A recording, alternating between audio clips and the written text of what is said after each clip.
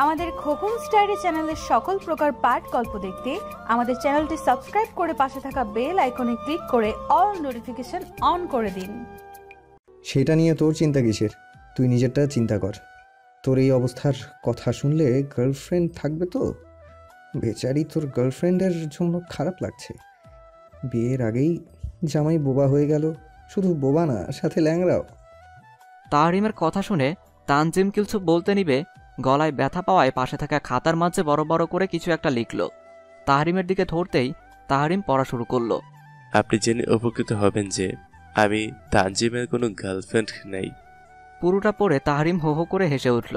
হাসি কিছুটা থামিয়ে টেবিলের উপর থেকে হাত ঘড়িটা নিয়ে পড়তে পড়তে বলল, ডিয়ার ছোট ভাই, আপনি জেনে খুশি হবেন যে আপনার বিষয়ে সকল তথ্য আমার কাছে আছে। আপনি কখন কার সাথে যান, কার সাথে ডেট করেন, এভরিথিং।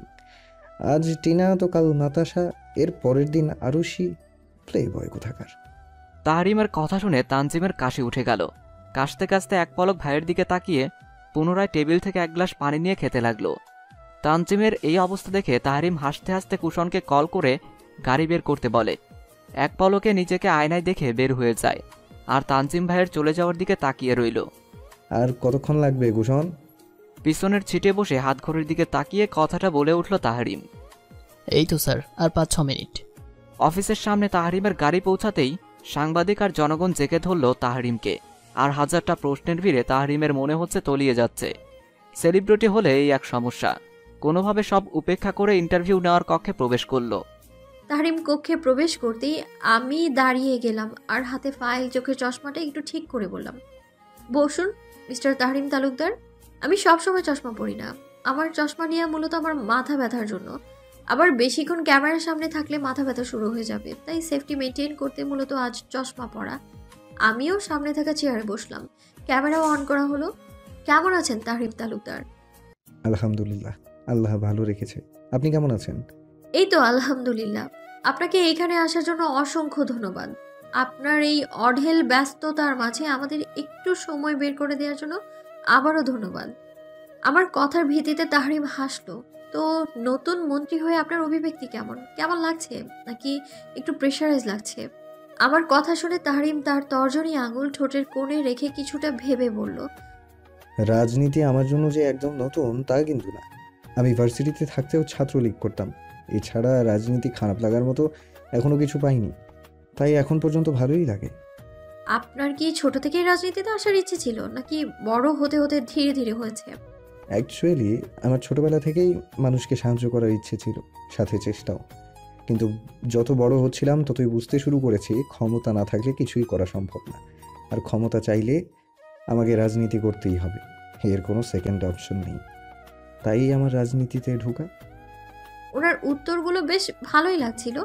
আচ্ছা, আমরা তো প্রায়ই শুনি রাজনীতিতে এই মন্ত্রীর বাড়ি থেকে কোটি টাকা উদ্ধার, এই এমপির বাড়ি থেকে কয়েকশো ভরি স্বর্ণ উদ্ধার, এই নেতার ঘাটের নিচে তেলের খনি, চুরির তেল, আর আরও কি আমি কি বলতে চাইছি বুঝতেই পারছেন। এই সম্পর্কে আপনার কি ধারণা? আমার কথা শুনে তাহরিম মনে হলো খানিকটা চিন্তায় পড়ে গেল। কিছুটা ভেবে বলল, আসলে রাজনীতি জিনিসটাই এমন, কেউ ব্যবহার করে মানুষের ভালো করার জন্য, আবার কেউ নিজের পকেট ভারী করার জন্য। আসলে তাদের ব্যাপারে আমার ব্যক্তিগত মত বলতে, তারা দেশের জন্য অভিশাপ। হয়তো তারা নিজেদের বদলে ফেলুক, নয়তো দেশ ত্যাগ করুক। আপনার মতে তাদের কিভাবে ধরা উচিত, আর কেমন শাস্তি তাদের প্রাপ্য? প্রতিটি কাজের সেক্টরে ভালো খারাপ সবকিছুই থাকবে। এই ধরুন মসজিদে তো নামাজ পড়তে সবাই যায়, তাহলে বাইরে বের হয়ে জুতা চুরি কে করে? অবশ্যই সে মসজিদে নামাজ পড়া কোনো ব্যক্তি। কিন্তু মানুষ কাকে ছেড়ে কাকে সন্দেহ করবে, এই বিষয়টা ঠিক তেমনই। আমরা সবাই দেশের জন্য কাজ করি। আমাদের মধ্যে কেউ যদি এমন হয়, তাহলে বের করাটা খুব একটা সহজ কাজ না। তবে আশা করা যায় অতি শীঘ্রই আমরা আমাদের কাজে সফল হব। এভাবে প্রায় অনেক প্রশ্নই করা হলো, আর উনিও খুব সুন্দরভাবে গুছিয়ে প্রশ্নগুলোর উত্তর করলো। আমি কিছু একটা চিন্তা করে বললাম, তো এবার আসি আপনার ব্যক্তিগত লাইফস্টাইল নিয়ে। আপনি কি আমাদের প্রশ্নের উত্তর দিতে প্রস্তুত তাহরিম তালুকদার? তা আপনার বিয়ে নিয়ে কিছু ভাবছেন নাকি মন্ত্রী সাহেব? আমার কথা শুনে উনি বেশ খানিকটা নড়ে চড়ে বসলেন। এক পলক আমার দিকে তাকিয়ে বললেন, আপাতত বিয়ে নিয়ে কিছুই ভাবছি না। তবে সময় সুযোগ হলে বিয়ে তো অবশ্যই করব, আর অতি শীঘ্রই। আর তা হলে মিডিয়াতে অবশ্যই জানানো হবে। আমি মুচকি হেসে বললাম, শুনলাম আপনার ভাইয়ের উপর নাকি কারা আক্রমণ করেছে, ইনফ্যাক্ট অ্যাক্সিডেন্ট করিয়েছে তারাই। আপনি কি কাউকে সন্দেহ করছেন, আপনার বিরোধী দলীয় কাউকে? না, আপাতত পুলিশ তদন্তে আছে। আমি কাউকেই অযথা সন্দেহ করছি না। আসলে প্রমাণ ছাড়া কিছুই বলা যাচ্ছে না। আচ্ছা মন্ত্রী সাহেব, ধরেন আপনাকে কেউ সাহায্য করলো, তাহলে তার প্রতিদান আপনি কিভাবে দেবেন? আমার কথা শুনে উনি খানিকটা থমকে গেলেন, ভ্রু কুঁচকে আমার দিকে কিছুক্ষণ তাকিয়ে থেকে মুচকি হেসে বললেন, অবশ্যই তার যে কোনো বিপদ আমাকে সবার আগেই পাবে। আর সেই মানুষটার সাথে আপনার বিহেভ কেমন হবে? আমার কথা শুনে উনি আমার দিকে রহস্যময়ভাবে হেসে বললেন, অবশ্যই তার যে কোনো বিপদে আমাকে সবার আগেই পাবে। এই ধরুন একজন লোকের আমি খুব বড় উপকার করলাম, কিন্তু বিনিময়ে সে আমার সাথে ভালো আচরণ তো করেইনি, উল্টো সন্দেহ করেছে। সেই লোকের ক্ষেত্রে আপনার মতামত কি হবে মন্ত্রী সাহেব? আপনার যুক্তিতে সে কি ম্যানারলেস, হ্যাঁ বা না? আমার কথা শুনে তাহরিম তালুকদারের নাক খানিকটা ফুলিয়ে উঠলো, হয়তো রেগে যাচ্ছে সে, তাতে আমার কি, আমি তো আমার অপমানের ফায়দা উঠাবই। মনে মনে কথাটা চিন্তা করেই ঠোঁট বাঁকিয়ে হাসলাম আমি। কি হলো মন্ত্রী সাহেব, বলুন, আপনার যুক্তিতে সে কি ম্যানারলেস, হ্যাঁ নাকি না বলুন? উনি নাক ফুলিয়ে উত্তর দিল, হ্যাঁ। হুম, আসলেই সেই লোকটা ম্যানারলেস, অভদ্র, ফালতু, তাই না? হুম। উনি বেশ রেগে যাচ্ছে মনে হচ্ছে, তাই আর কিছু বললাম না, টপিক চেঞ্জ করে বললাম, তা মন্ত্রী তাহরিম তালুকদার, বিয়ে করার সময় তো মিডিয়াকে জানাবেন, আর অতি শীঘ্রই আপনি বিয়ের পিঁড়িতেও বসবেন, তাহলে কি আমরা ধরে নেব যে আপনার প্রিয়, মনের মানুষটাকে আপনি পেয়ে গেছেন? আমার কথা শুনে উনি হাসলেন। হয়তো পেয়ে গেছি, তবে আমি শিওর নই। আগে শিওর হই, তারপর তাকে বলবো। আর সে যদি অ্যাকসেপ্ট করে তাহলে সবাইকেই বলবো। আমি বেশ অবাক হয়ে বললাম, আপনাকে একসেপ্ট করবে না? দেশের অধিকাংশ মেয়ের হৃদস্পন্দন থমকে দাঁড়ানো পুরুষকে কেউ রিজেক্ট করবে, এটা ভাবা যায়? আপনার কি তাই মনে হয়? আমার কথা শুনে উনি বেশ শব্দ করে হেসে উঠলেন। আপনি হলে অ্যাকসেপ্ট করতেন? ওনার কথায় আমি বেশ ভ্যাবাচাকা খেয়ে যাই। আমি কিছু বলবো তার আগেই উনি বলে উঠল, ডোন্ট মাইন্ড, আমি মজা করছিলাম। আসলে সে সবার মতো নয় বলেই তো সে তাহরিম তালুকদারের নজর কেড়েছে। সে তো অধিকাংশের বাহিরে। আপনি কি ভেবে বা কি জেনে বলছেন জানি না যে আমি অধিকাংশ মেয়ের হৃদস্পন্দন থমকে দাঁড়ানোর কারণ, কিন্তু আমার তো মনে হয় আমার উপস্থিতি সেই মেয়েটার ভ্রু কুঁচকে দেওয়ার কারণ। ওনার কথায় আমি আবারও বেশ ভ্যাবাচাকা খেয়ে গেলাম। বাহ, বেশ ভালোই মন জয় করে নিয়েছে। আশা করছি খুব তাড়াতাড়ি আমাদের তরুণ মন্ত্রী তাহরিম তালুকদারের বিবাহের দাওয়াতটা পাবো। কি মন্ত্রী সাহেব, দাওয়াত দিবেন না? আমার কথা শুনে উনি ঠোঁট নাড়িয়ে আস্তে আস্তে বলল, যেন কেউ শুনতে না পায়, নিজের বিয়েতে কি বউকে দাওয়াত দেয়া যায় না কি?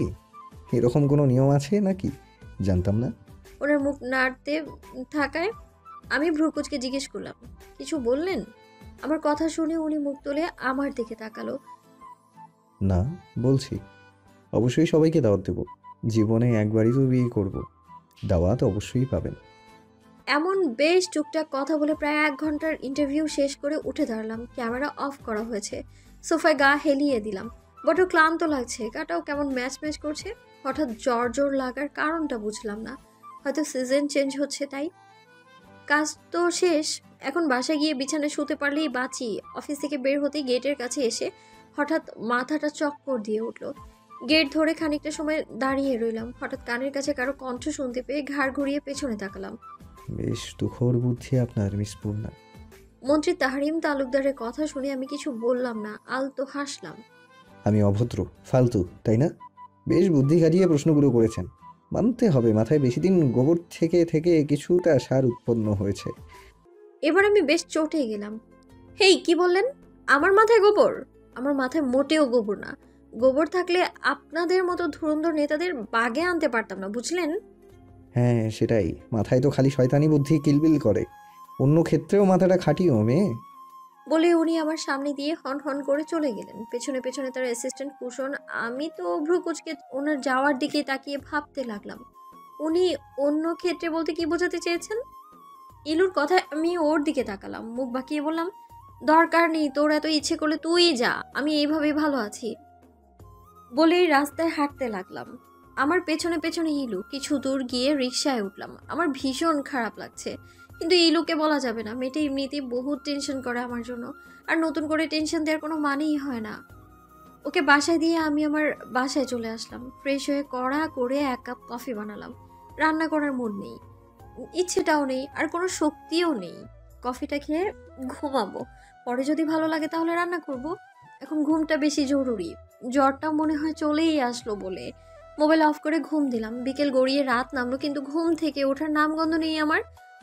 ওই দিক থেকে কেউ একজন যে ফোন করতে করতে পাগল প্রায়, সেই দিকে কি কারো নজর আছে?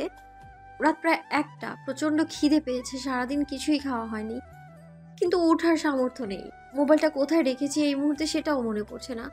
চোখ খুলে রাখাই মুশকিল হয়ে পড়েছে। হঠাৎ বেলকনি থেকে কিছু একটা পড়ার আওয়াজ পেলাম, কিন্তু গিয়ে দেখবো কি করে? উঠতেই তো পারছি না। ভাবলাম হয়তো ইলু, এমএ প্রায়ই এমনটা করে। আমার বাসাটা দোতলায়, তো তো প্রায়ই সে মই বেয়ে বেলকনি দিয়ে চলে আসে। তাই আর কিছু ভাবলাম না, চোখ বন্ধ করলাম। কিন্তু আমার মাথায় এখনো এটা আসেনি, এত রাতে একটা মেয়ে কিভাবে আসবে, তাও আবার বেলকনি দিয়ে। চোখ খুলে রাখতেই পারছি না। চোখ বন্ধ করেই মনে হলো কেউ এসেছে রুমে। কড়া পারফিউমের ঘ্রাণ পাচ্ছি। 3-3টে কাঁথা মুড়ি দিয়ে আমি আছি, তাও যেন শীত কমছে না আমার।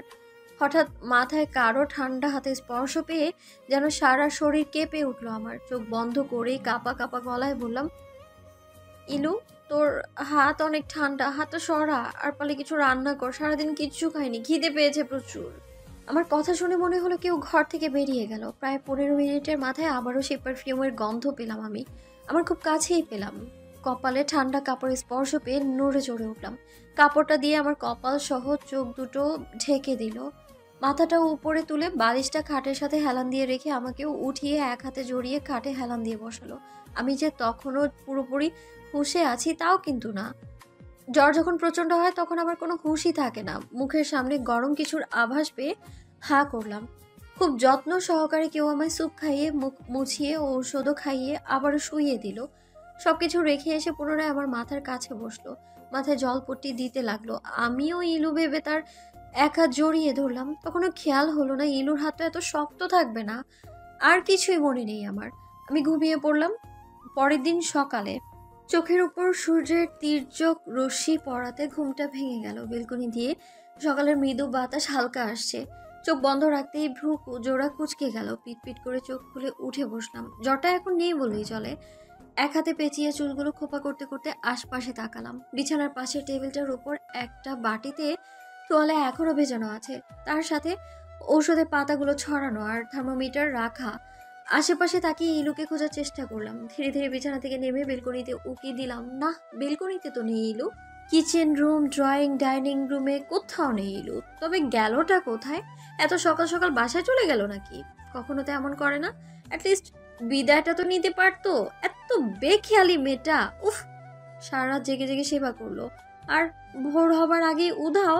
ব্যাপারটা ভয়ানক না? যে মেয়ে রাত 11টার জায়গায় 12টা হলেই সেদিন সকালে আর ঘুম থেকে টেনেও তোলা যায় না, আজ সে সারা রাত সেবা করার পরেও সকাল সকাল উধাও। আসলেই খটকাজনক। আর কিছু না ভেবে ফ্রেশ হয়ে বিছানায় বসতে বসতে দেয়াল ঘড়ির দিকে তাকালাম। সবেমাত্র 7টা। আরো বহুত সময় বাকি আছে। আমি আর কিছু চিন্তা না করে মোবাইল খুঁজতে লাগলাম।